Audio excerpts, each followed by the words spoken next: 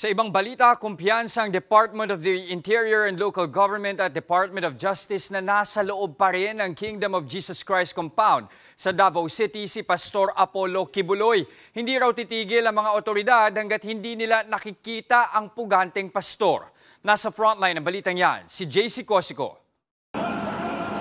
Ikalawang linggo na ng paghahanap ng Philippine National Police sa puganteng si Pastor Apollo Kibuloy sa loob ng Kingdom of Jesus Christ compound sa Davao City. Pero ni anino ng pastor, hindi pa rin nahahagilap.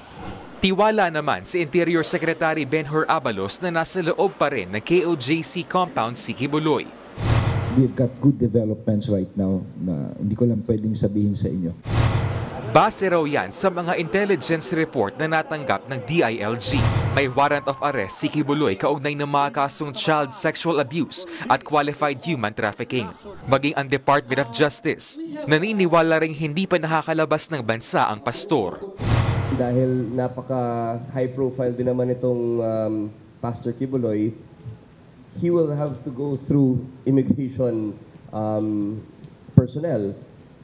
And there's no information yet that he had gone through any immigration process.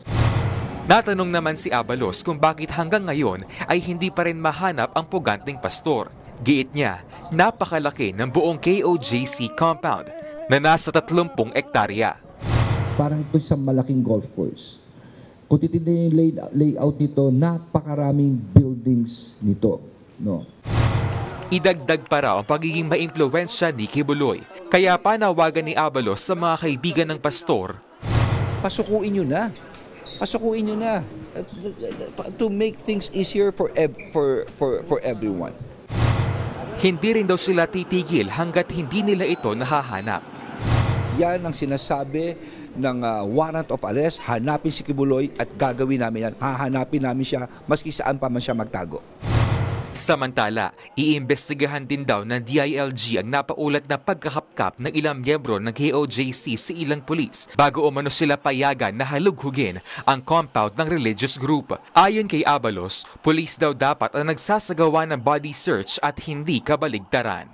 Nagbabalita mula sa Frontline, JC Cosico, News 5. Mga kapatid, Jess De Los Santos po. Iba na ang may alam at may pakialam sa panahon ngayon. Para sa tuloy-tuloy na balitaan sa Frontline kahit weekend, mag-follow at mag-subscribe sa social media pages ng News 5.